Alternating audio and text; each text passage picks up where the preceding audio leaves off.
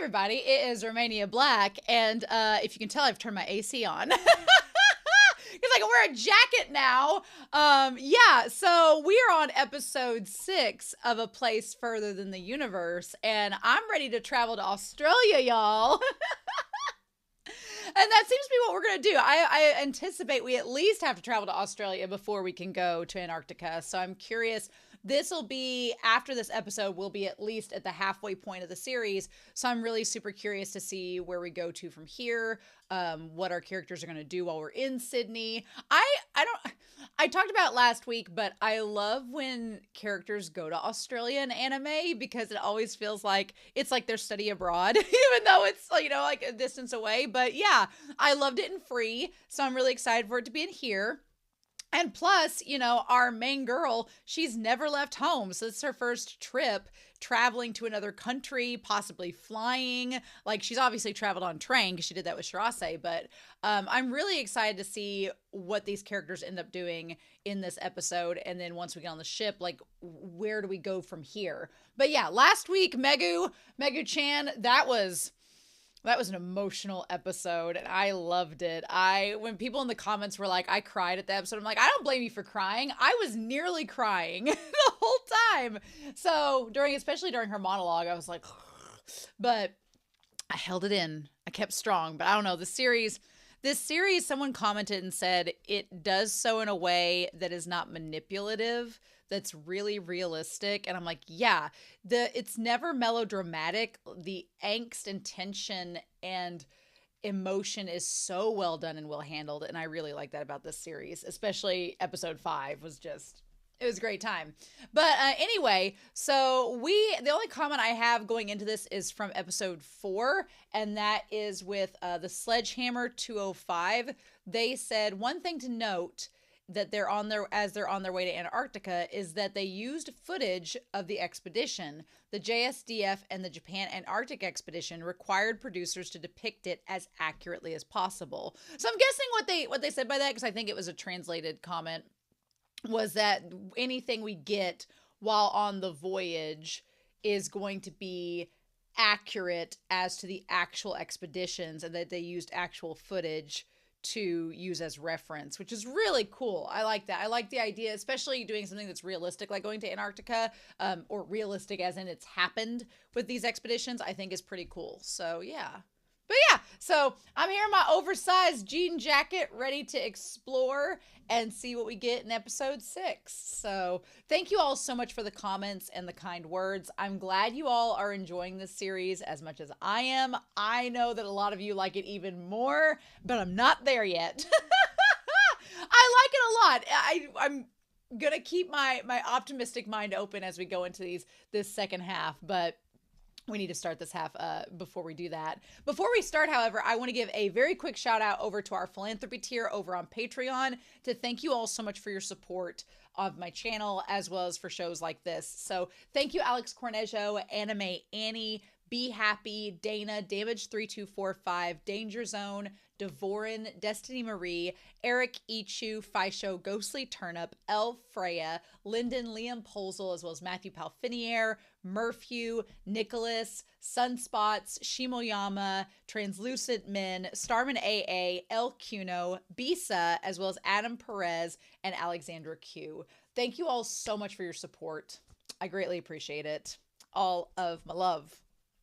Yeah, so we're going to get this started and see what we get, but we are going to start episode 6 of A Place Further Than the Universe, and we're going to do that here in 3, 2, 1, and let's see what we get.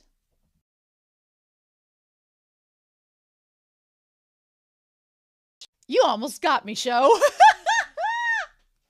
They almost got me crying in the club. Oh my gosh.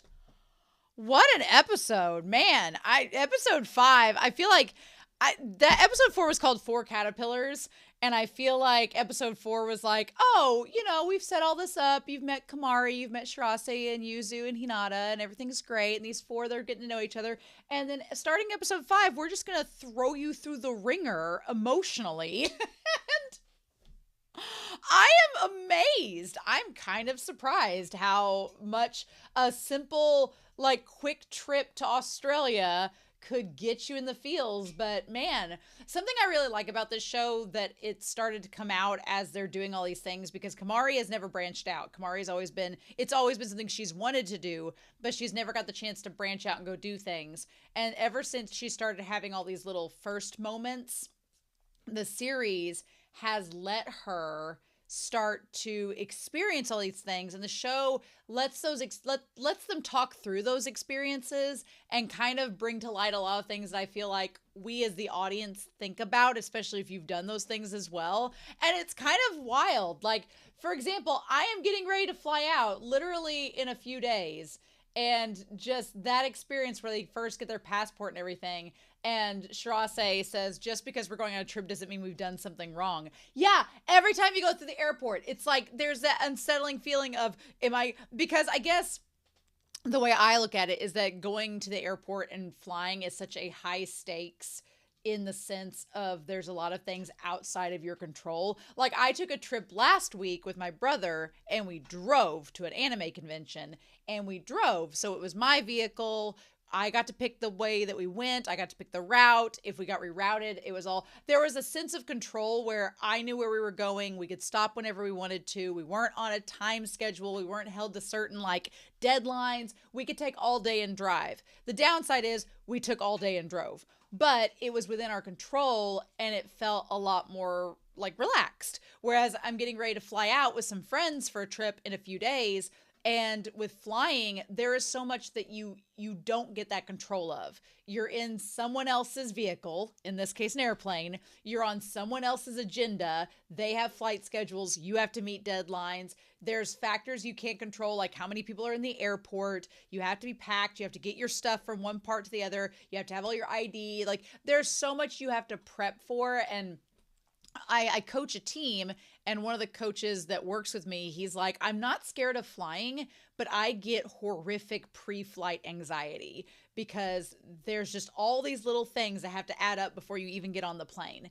And that can be overwhelming. And so for a kid, essentially in high school, or a teenager, I can't imagine. I didn't fly until I was I think I was 19 when I flew, and I was with my team when I competed in college, and that was the first time I flew. Well, that was the first time I flew by myself with other adults. I did fly once with my family when I was like 10, but I was so young that I don't really remember it. So it's just kind of like you don't really remember. It's like if you're under 10 years old, you don't quite remember that flight the first time unless something bad happens. And then it's like the first time I was really kind of on my own flying was when I was 19, and the first time I flew like kind of by myself, I was in my 20s. So it's like, but a lot of the things they talk about in the airport are things that you experience. And I like Yazuki kind of takes the lead in this opening scene because she's flown before, and she has done trips by herself or with her mom/manager.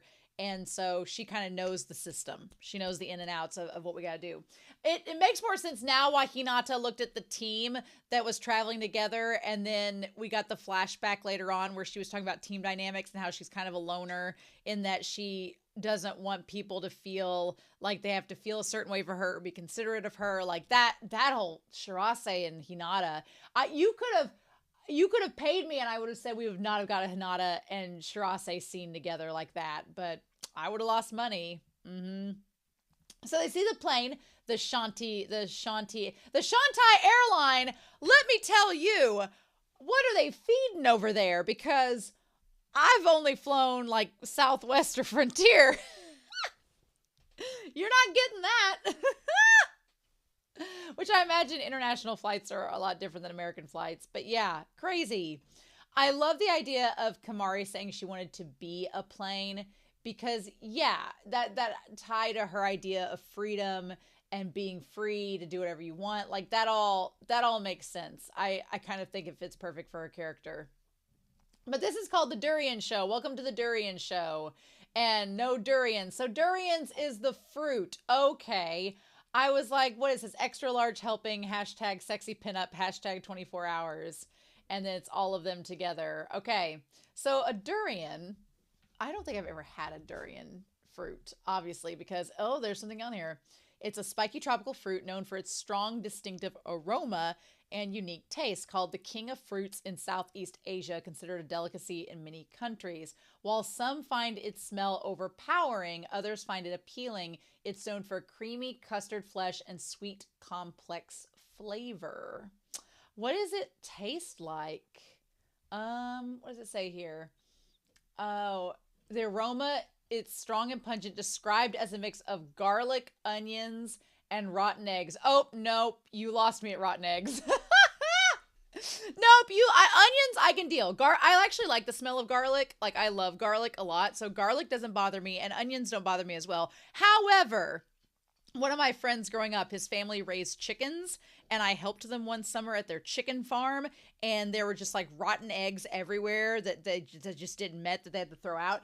Chickens are some of the people complain that like pigs smell or cows smell. No, they do smell, but that's not so bad. You're just like, chicken smell, chicken poop, rotten eggs, and the smell of birds is just like the grossest smell. Nobody tells you about that, but chickens are some of the nastiest smelling animals. I'm like, ugh. Especially like a bunch of chicken poop and rotten eggs.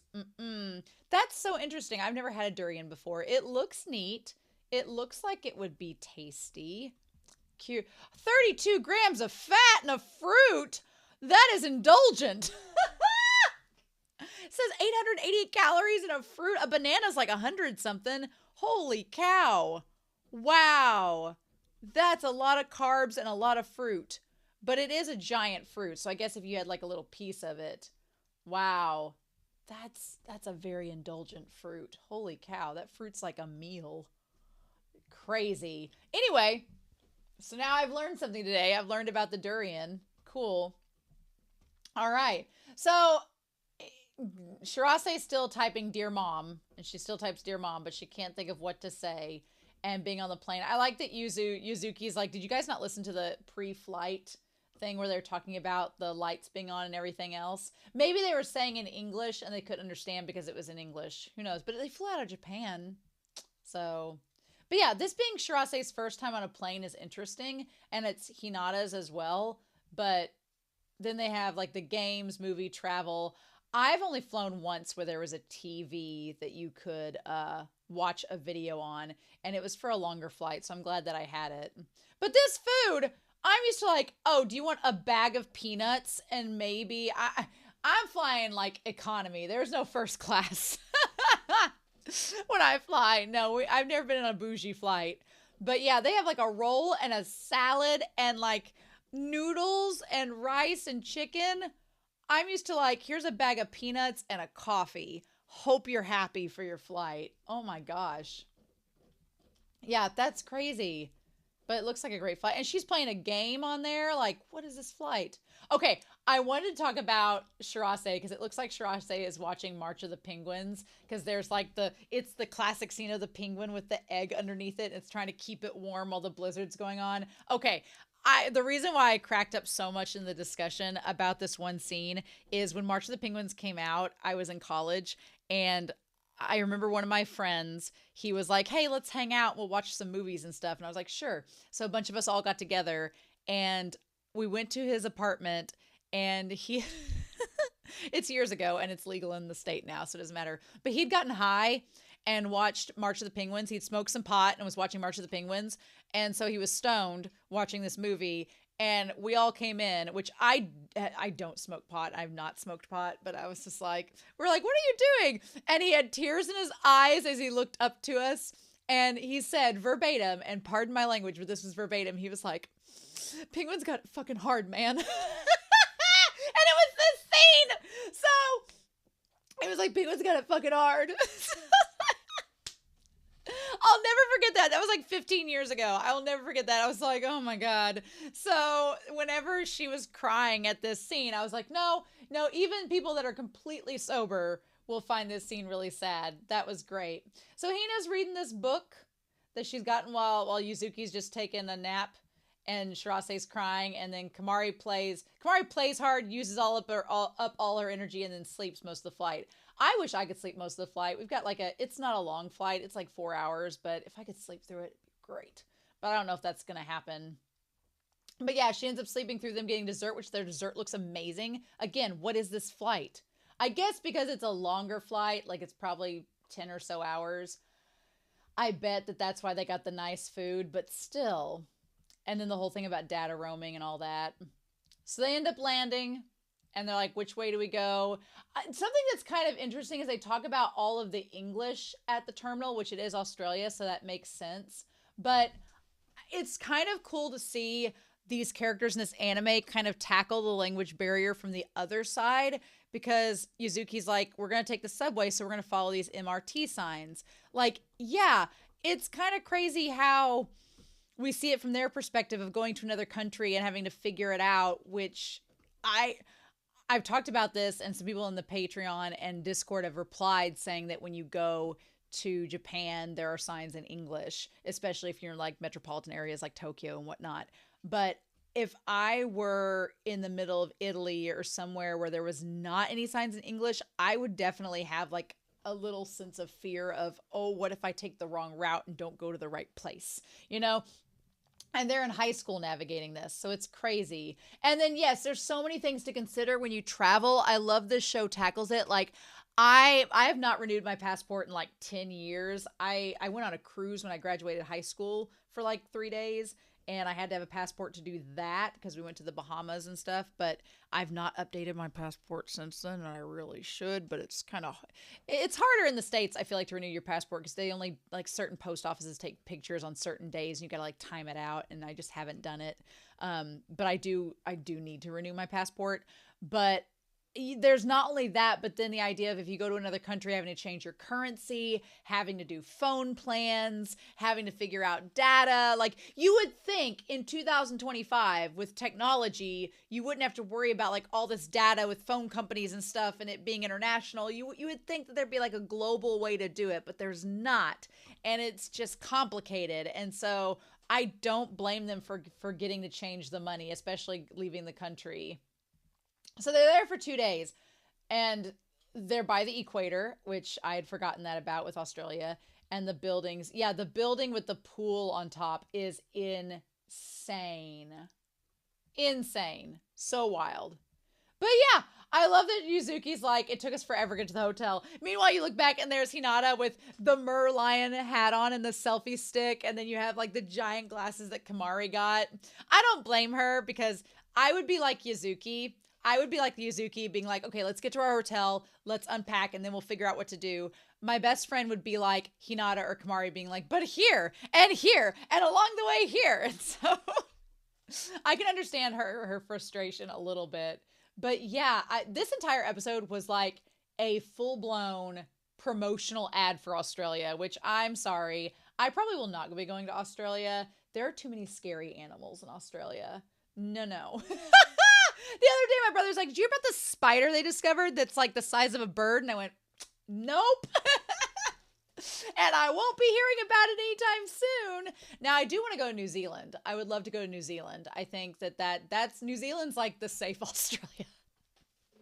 If you don't want all the terrifying animals of Australia, go to New Zealand. So I would probably go to New Zealand, but I don't know if I could do Australia. There's too many scary animals there. No.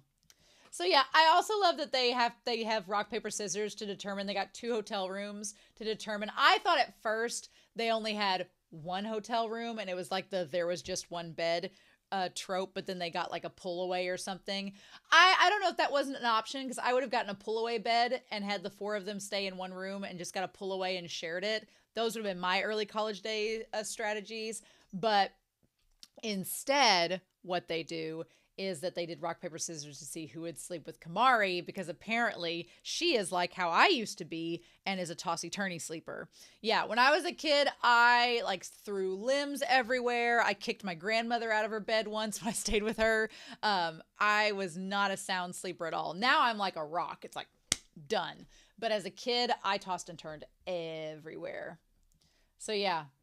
And then during training, she was like all up on Hinata. I love Shirase just being like, I love Shirase's kind of like face with that moment. Be like, do you wish it was you, Shirase? But anyway, they're like, let's put our valuables in here before we head out. I never use the safes in hotels. I know they're there, and some of them I never use them. Maybe I should, but I'm like, do they? If they really want, usually I carry my wallet and stuff with me, so I'm like, there's not really anything valuable here unless you want like clothes. But yeah, she's like our plane ticket, and that's when she notices she doesn't have her passport.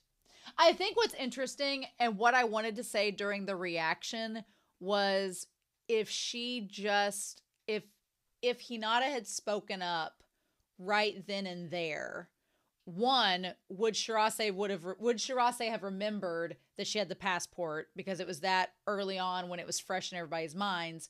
And two, would it have given them more time to go and figure out how to get the passport and everything? But Hinata doesn't do that. She doesn't bring it up because that's not Hinata's way. She's doesn't want to bother anyone else, and she's like, I'll just solve the problem on my own. But the thing about it is that she's with a group, and it's like, yes, you could do the loner route and solve the problem for yourself, but you're with a group now. Like, let people help you. And part of Hinata's struggle in this episode is not wanting people to be, overly considerate of her, but then understanding the shoe on the other foot with like, yes, I care about you. Sorry, but that's just how it is. And if you want me to prioritize things, I'm prioritizing you as part of that. So this episode was so good to touch base with two people who are rooming together with totally different personalities. Like Yuzu and Kimari have different personalities for sure, but Shirase and Hinata are about as different as it comes in terms of how they deal with stress, about how they deal with situations. I am not Hinata. No, I am not Hinata. Hinata is so glow with the flow. She is so, we'll just figure out and see what happens. And I'm sure that makes Hinata look flaky in some regards, but she's not flaky in this episode. She just literally is like, whatever happens, I'll just deal with it casually, go with the flow, make it work. I am definitely more like Shirase in terms of I want things to be organized because that's a semblance of control, and that's a coping mechanism, and it's a defense mechanism of I need things to be orderly to give myself a sense of self-maintenance. And Shirase has that too, and hers is from a sense of stress, and you could tell it's from a sense of trauma, losing her mom and things like that. So I can connect with Shirase, and especially when we get to the airport, like the part with the tickets, we'll talk about that when we get to it. But I could so understand that moment. I was like, oh, girl, I feel you. But then I feel Hinata being like, oh, we'll make it work. We'll manage. It'll be fine. That building, the ship on top of the buildings, it's a giant pool and everything. That is wild. That is crazy. Like I said, this is basically like an Australian tourism video packed in an anime episode. I like the Merlion statue. I could see why people would say it's disappointing because it's not as big as they think. But I like Yuzuki being like, don't make fun of it. And I like that at first they're very serious posing. But then Hinata's like, come on, we need to be silly with it. Because yeah, what's the point of not, being a little bit silly? And they show off Shirase. They show off Yuzuki. Now, I really liked the scene at the restaurant afterwards where they talk about the oolong tea and they're like, is this really oolong tea? Because, it's like I've seen some places online that do like American restaurants, and I'm like, oh, that's fun. And just like some of them, I'm like, okay, that's kind of cool.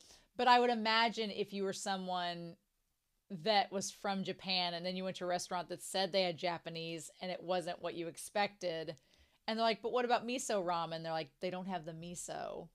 And then they bring out the portions of the rice. And of course, because I imagine Australia is kind of like America, I've heard in terms of like portion sizes, that it's just like so different. And I love how exaggerated it is. And they're like, this is way too much food. And then they go to the light show on the fountains afterwards. And then, of course, Kamari's like, but I got durian ice cream. Okay, so the tapioca or whatever, it was durian ice cream. It wasn't just, I like that Hinata smells it and she's like, no, I'm not going to eat that. And instead she gives it to Shirase and she ends up about throwing up. Crazy. So, of course, Hinata asks if Yuzuki has her passport. And Yuzuki's like, well, of course, why wouldn't I? And Hinata's like, well, you're orderly. You have your life together, so of course you would.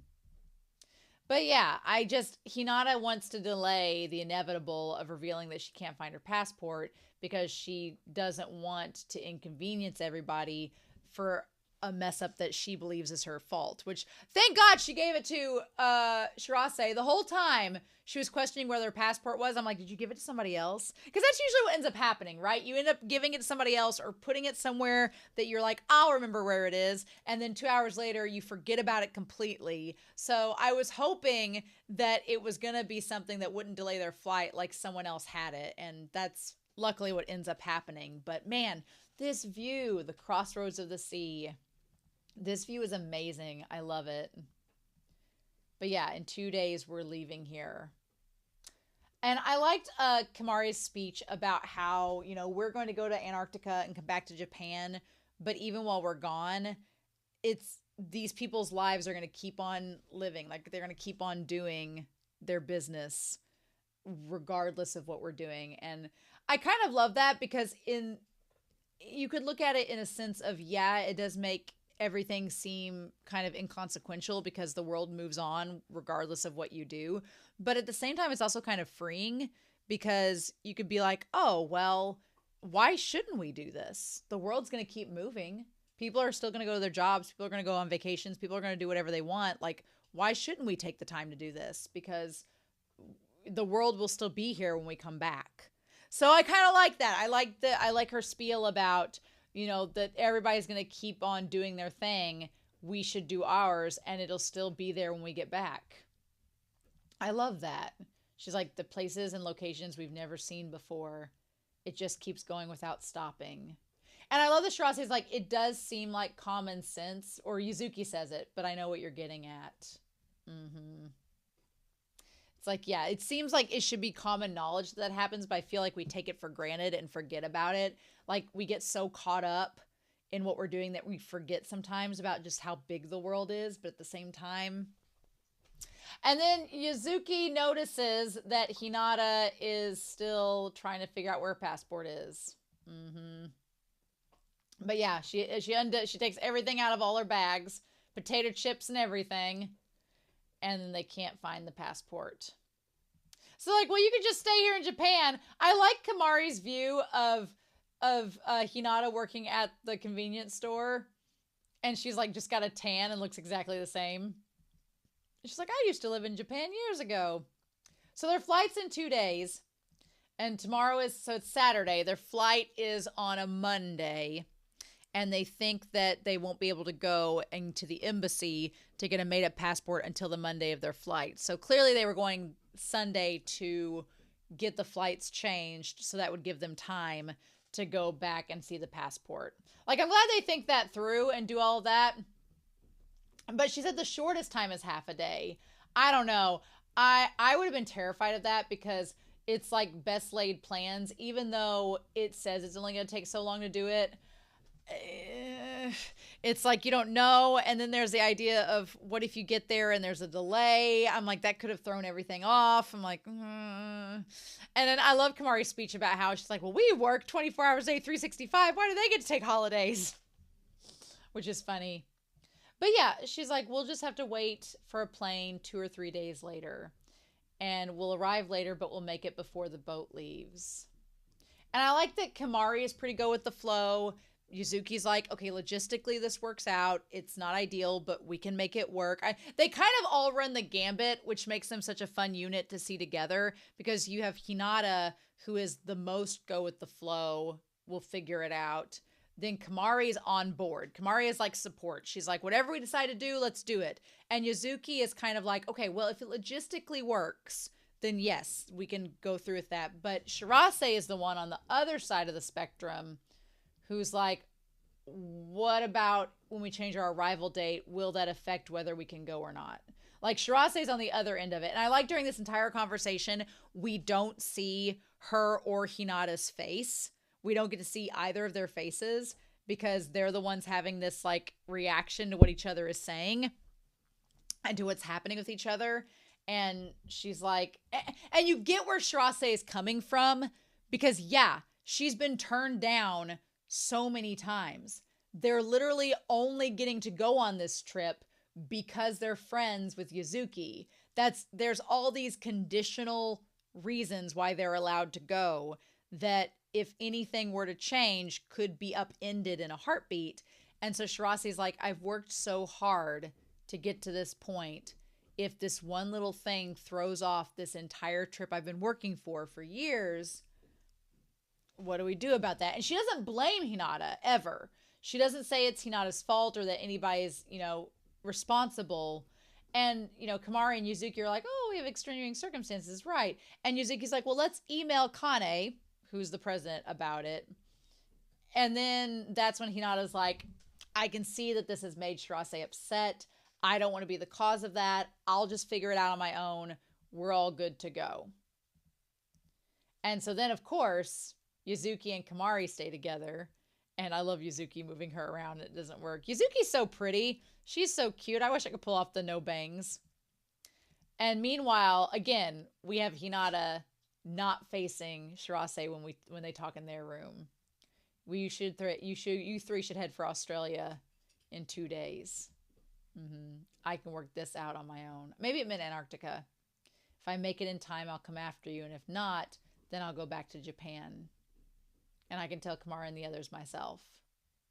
And she plays it off so well. And like it's not a problem for her. And that it's okay. But deep inside, Hinata was really upset. Because she probably feels like, I'm an idiot. Why did I lose my passport? Like, I'm making all them worry about me. I'm like ruining our whole team dynamic. I wanted to go on this trip, so I feel bad because I want to be there too. I want to travel with them, but it's my fault. Like, I felt so bad for Hinata. And then Shirase trying to reach her, which is a step of growth for Shirase to try to like meet her and be like, hey, no, I get where you're coming from because of X, Y, and Z. And she's like, oh, you don't have to apologize. And Hinata tries to say, like, this trip matters a lot to you, so you're prioritizing the trip. It's okay if you don't prioritize me. Like, that's perfectly fine. But then Shirase is like, no, all of us going as a group is my priority. And that's such growth for her because in the first episode, Shirase was like, I'm going hell or high water, but I need somebody to help me, get the fundraising and make it work. And so that's kind of how she roped in Kamari to begin with, and then Hinata as well. And for her to go from that moment to being like, no, we're all going together is just, it's such growth. And then, yeah, Hinata talks about, I hate people feeling like they need to be considerate. She's like, I know that's how relationships are, but I can't tell how they really feel anymore. So I couldn't handle high school because of that. And I just went off on my own. At the end of the day, when I'm with someone else, things usually end up like this. I like how this series, like whether it was Megu-chan last episode or it's Hinata in this episode, they explore like these sides of ourselves that we have issues with. And Yuzu, we've had a little bit of that. And Kamari, we have as well. They're saving Shirase for last, of course, because she's looking for her mom. And the story kind of focuses around that. But Hinata, I was praising her so much last week for being so nonchalant. And here we kind of see like there is some darkness under the surface with her character and why she kind of can come across as flaky, but it's really because she doesn't want to be a burden to anybody. And then Shirase is like, Shirase says, ever since I came to high school, I've had this keep away aura on full blast, which she has. She's like, but that's not what I really want to portray. And that's when Hinata says, well, you're prioritizing Antarctica. And Shirase, I think, realizes that she's fighting a losing battle. Hinata is not going to let her explain herself. And Shirase probably realizes she doesn't even know exactly what she wants to say. So she needs to think about it a little bit more. So that's why she just lets it go for the night. And then they end up going, I like that they end up going to the airport to switch out the tickets. And they leave Hinata behind because they feel like Hinata, one, I think Shirase knew that Hinata would fight it if she said they were going to the airport to change the tickets. And so she's like, just forget it. And I think that she also didn't want Hinata to tell the others about her letting them go. She wanted Hinata to catch up to them at the airport and them to have exchanged the tickets by the time she got there and be like, too late, we've already done it, and not be able to do anything else about it so they could help her.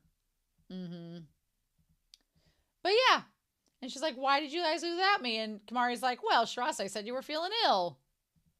And then Shirase's like, yep, nothing else ever happened. We didn't have a discussion about you staying behind and us leaving.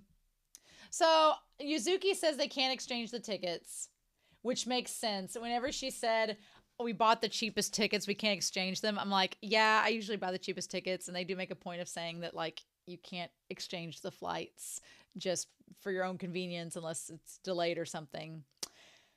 And then what got me was Shirase took the money, which I love that she still has the 1,000,000 yen. And apparently she will still have the 1,000,000 yen because they were able to cancel the other tickets and keep the ones they had. So apparently nothing changed. Apparently we're all still good to go. So she still has the 1,000,000 yen. But I love the idea that she put the 1,000,000 yen down.